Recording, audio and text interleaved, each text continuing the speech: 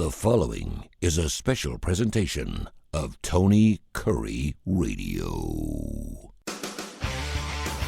From hot dogs to cool kitties, this is Darkside of the Pooch. Happy New Year and welcome back to Darkside of the Pooch. He is Rossbridge Animal Hospital's Dr. Stewart. Joins to the left-hand side of the screen. I'm Tony Kurre. Of course, you can hear the show at least 5 days a week. Brought to you by Sasquatch Toys and Comics and Ed's Pet World. Both those fine establishments down there in the Homewood, the old comic place now. The Sasquatch Toys and Comics, they are blowing it off the doors. They opened up last October, and of course, they had their first Christmas. They did really, really well. And of course, Darkside of the Pooch. We're very, very happy to be part of the partnership that goes along with that. They got everything from Lego toys to Star Trek stuff to watches to things that are unboxed, you name it. They buy, sell, and trade as well, so check that out. And, of course, we couldn't do without the man on my left. He getting it done every single day. Happy holidays, my friend. I'm glad you got through them. You look good. You look like maybe you put on maybe 2 or 3 pounds. I was going to say, I think everyone says you put on 8 to 10 pounds. I think you look maybe 2 pounds, a pound on each cheek. You look like a little squirrel, little chipmunk, but you look fantastic. Yeah, thanks, buddy. It's good to be back, and it's always a great time. You know, for us, it's a great season. You know, professionally and personally, and I know for some people it's not. So, you know, but hopefully, all our listeners, we're in a good space the last couple of weeks. We do it through emails, info@tonykurreradio.net. We used to just do shows with no emails at all, and now it's almost exclusively emails because we have so many great questions. Info@tonykurreradio.net, info@tonykurreradio.net. We'll get into some of those coming up. I always have a couple of interesting stories, but obviously I want to get into the cold. I know it's something you're asked about a million times, but it is below freezing as we do the show here on January 6th, and it appears it's going to be really, really cold, maybe a blast of some snow coming in here maybe on Friday, which is kind of exciting. We had some snow flurries out in my neck of the woods earlier this morning, which was kind of cool. How cold do our pets get? What do we need to be thinking about our pets? Can they be outside for an extended period of time? I've seen dogs running in snow for 3 or 4 hours. They don't seem to have any issues at all. Yet my dog goes outside, hikes a leg for 3 seconds. He's coming and he's trembling. He's freezing to death. My old one, the other dog, the Havanese, man, I mean, he'd get outside for like 2 or 3 seconds and he was wanting to come back inside. What's the differences? Why do some dogs get colder than others? How much does the coat protect them? Give me the whole rundown. Well, small dogs, you have to be more careful with small dogs, whether they have a lot of fur or not. You still have to be more careful with small dogs because they can't maintain their body temperature as well. Small dogs just don't. So if you have a small dog that has short hair, then they really need to, not spend a lot of time out when it's this cold. Larger dogs can maintain their body temperature longer, and especially ones that are built for the cold and the snow and stuff, you know, like Huskies, other breeds that have double coats. Those are, I'm not going to say that they're resilient, to extreme temperatures, but they can hang out longer than that.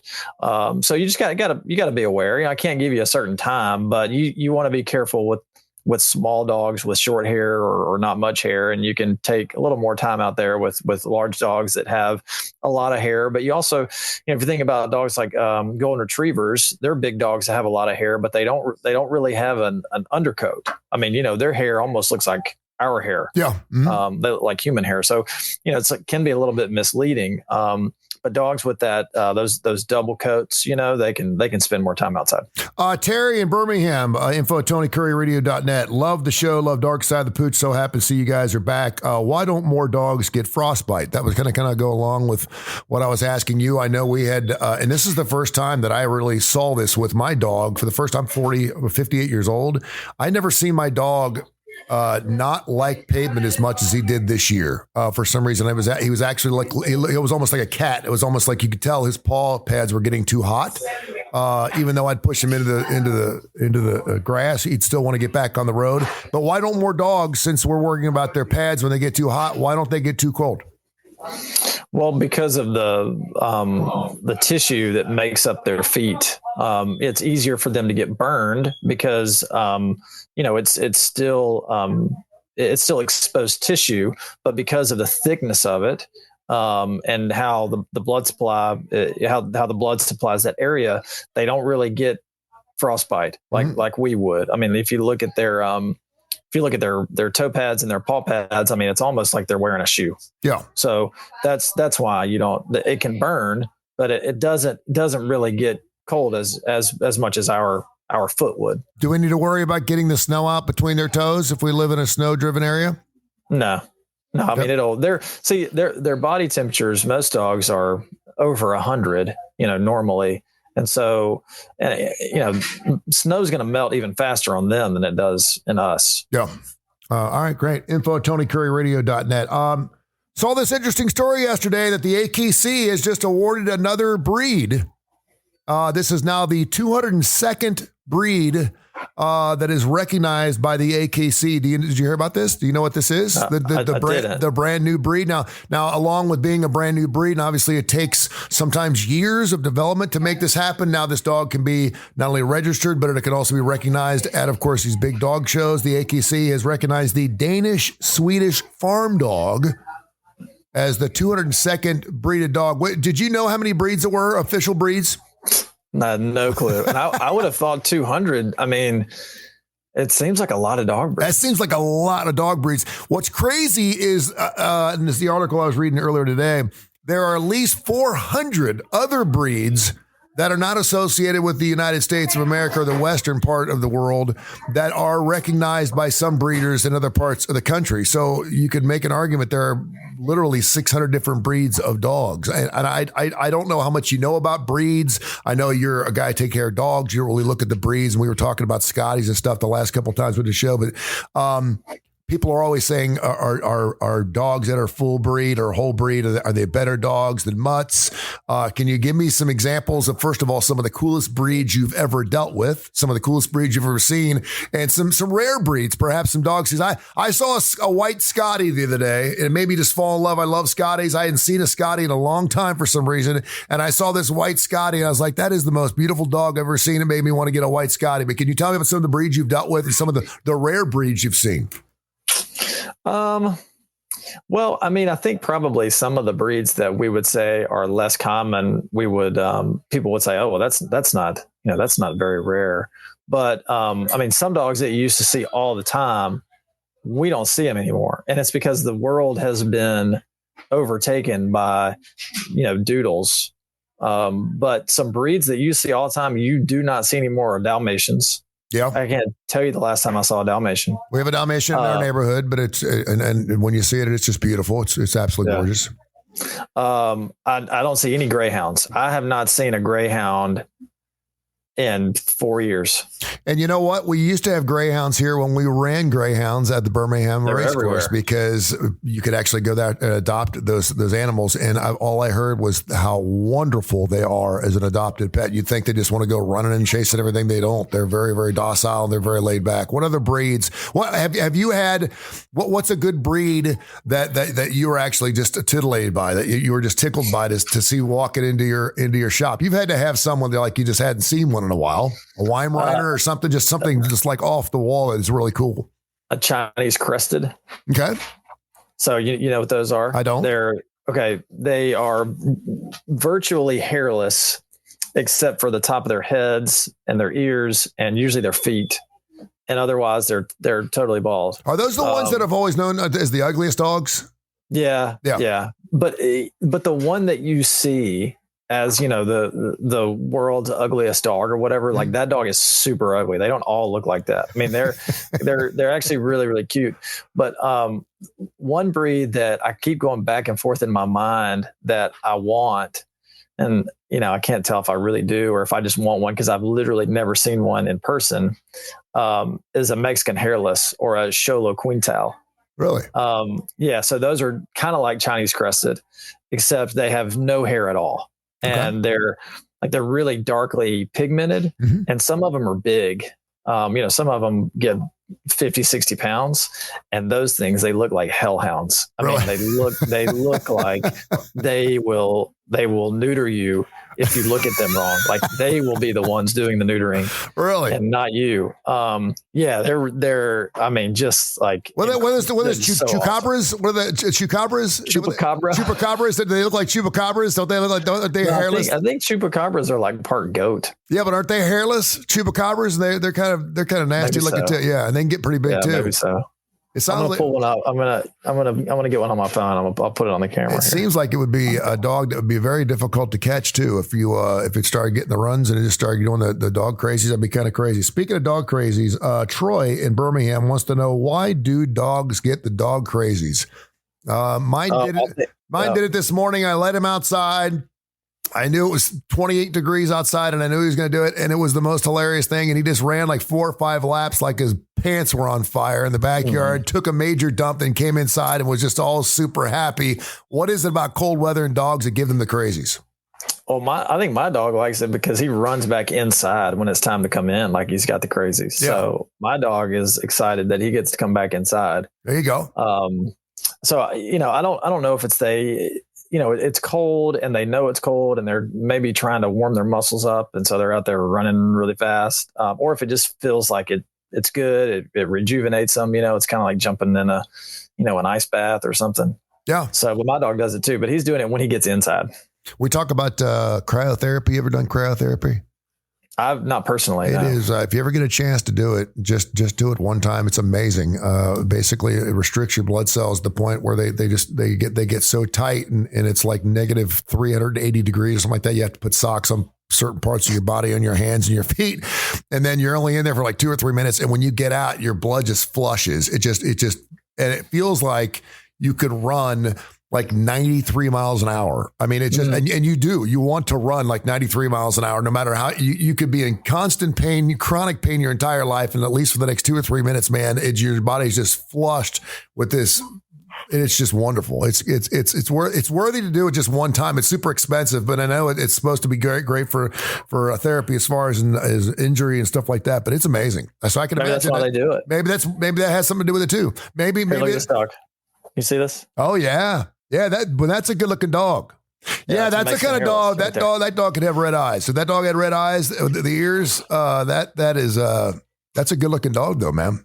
Yeah, I think they're cool. Now you can get super ugly ones. Like here, look at this one. This one's super ugly.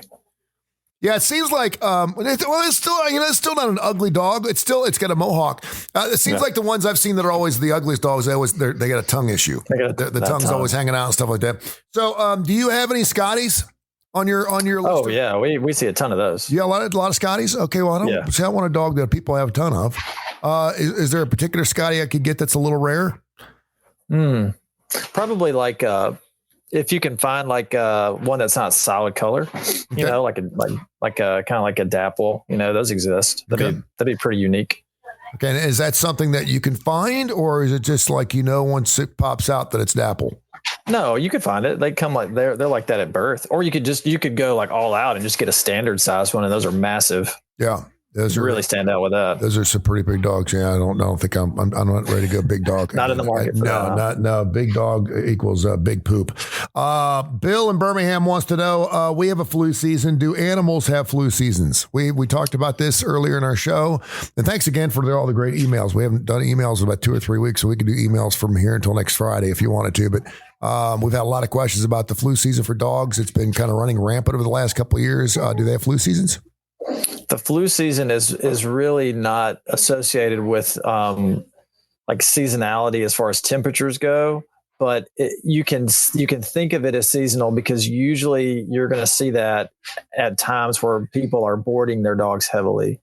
Yep. So it may seem like that, during Christmas, that's flu season for dogs, or during Thanksgiving or during the summer. Well, it's not so much that has anything to do with the time of year. I mean, if people took a lot of trips in February, then you'd see it in February. Okay. But it's when all the dogs are, confined to smaller areas like boarding facilities, and they pass germs back and forth, rampantly. Mm-hmm.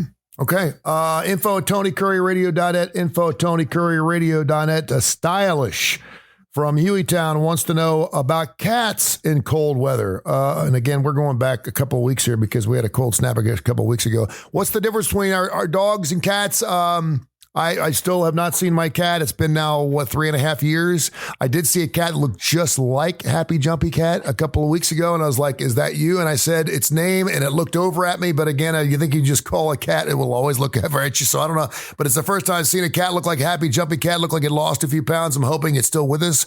But in cold weather, if you have an outdoor type of cat, you feed it outside, it stays outside. Is it important once it gets below 32 to make sure it's inside? What can you do? I know a lot of people like to put heating blankets out in their areas for their cats. There's different ways to protect our cats in cold weather. The good thing about cats is that they're pretty resourceful, and they will, they can get into spaces that dogs usually can't. So cats can usually find a warm enough place. But yeah, you still have to be careful because, like we talked about at the opening of the show, they're small. Now they have a lot of hair. So they do have some insulation there. But if you have an outdoor cat and it's going to get, as cold as it is in the next few days, then it's really great to find a heating source for them if they stay outside. You put them in the garage, or you can get like a heating lamp for them. Same kind of stuff that you would use for like reptiles. But you just have to be sure that it's not too hot. But cats are pretty smart, and if it's too hot, they're going to move away from it until they're comfortable. Have you had the cat in the car engine issue before? I have not. It seems like almost every kid has one of those. We had one of those in our neighborhood. I remember that. It's obviously crank it up. You get home and it's really, really warm in there, and a cat gets in there, falls asleep, and next thing you go out and come. But they also like to sleep on the rims, the tires, the top of the tires, which get really warm. But yeah, that's something that, if you have an outdoor cat that is looking for a place to stay warm and you just fired up the car and you want to go back out there and run to the store, you just may want to consider that. Maybe go out there and make some noises just in case it's tucked up underneath your hood, because it's always been something we always had issues with. Yeah, I think using lamps probably better than using blankets. There you go. All right. Info at TonyCurryRadio.net. I did something on a show last week that got a lot of talk. We actually got some national coverage out of it. I was on with Kip Kiefer. We talked about all the rock and rollers we lost in 2024. Phil Lesh. We lost Quincy Jones, Greg Kinn, Dickie Betts. I was going to say Dickie Betts. He was like right at the tip of my tongue. And it really wasn't one of those... thank goodness it wasn't one of those wow years where we lost we didn't lose really any rock and rollers that, we thought we would not miss that we did. It wasn't a Michael Jackson, Whitney Houston, Prince kind of year, which is great. But I came up with a list of rock and rollers. Paul McCartney, Ringo Starr, Eric Clapton, Rod Stewart turns 80 on Friday, which is hard to believe. Yoko Ono's 91. Willie Nelson. Keith Richards is always on the list. Keith Richards is 84. Mick Jagger's 82. And so we went through a list of these rock and rollers, and we were asking people how they'll respond when you hear that Paul McCartney has passed away. Sometimes you'll respond if Paul McCartney is 92 and he passes away. Certainly it will take up a lot of news space because he's one of the greatest writers of our time, but it'll also be somewhat expected because he'll be 92. We have a question here from Betts, speaking of Dickie Betts, but Betts wants to know what rock and rollers will really affect your life when they pass away. Knows you're a big Fish fan, by the way. Betts says he loves the Fish thing. Yeah, when one of those guys go, that will probably affect my life more than any other person, because I still spend time, going to see that band. So it'll really, my hobby will in some ways, go away. But I think that when people like Paul McCartney, when he does pass away, people have so many memories bound up in him and his music. And in some ways, those memories take a hit. And that's what's really hard, because, we have these great memories that go along with the music. The music is a soundtrack to our lives. Mm-hmm. And when the person who writes that music dies, it in a way, it feels like, the memories kind of die, or at least you have some finality that, okay, well, that artist isn't going to make music anymore. And I don't really have the hope that I'm going to be able to make memories to their new music. So, for people who do love music and love certain artists, that can be like a really, somewhat of a depressing thing. That's why people still go to Graceland. You know, that's why people still cry over Elvis. Yeah, I mean, there were two other ones on this list that I thought were really interesting. Frankie Valli is still alive at the age of 90. And what Frank is... I heard he was still touring. He is still touring. He's still doing his thing at the age of 90. And what people don't realize is, he was just as successful as a solo artist. He had 9 top 10 hits, including, of course, Grease, which was a huge song. It wasn't really what it bounced back then because it was a 70s song, but it was pretty big because he was such a huge star in the 50s and 60s with that falsetto. And, Sherry. And I mean, gosh, some of those songs were... you knew it was Frankie Valli when he sang those songs, along with the Four Seasons, which are big. And another one I think is just really interesting, and it really made me ponder, maybe want to do some research, was Brian Wilson of the Beach Boys. Mm-hmm. Brian Wilson's another one of those guys. I think he's still touring. He's 82. He's been banged up for so long. He's had so many medical issues. Man. Yeah, he's an old, really old. You can even say that, 82 is old to begin with. Yeah, and so many people have made so much money off his music and off his writing and off his styles. I don't even know. He's one of those guys where I don't even know if he still knows he's alive. You know what I mean? I mean, it's just kind of one of those situations. But he wrote and he stood for such an incredible genre of music that California girls. Beach music that was just a kind of, when it took off, it was kind of like no one had ever heard music like that before.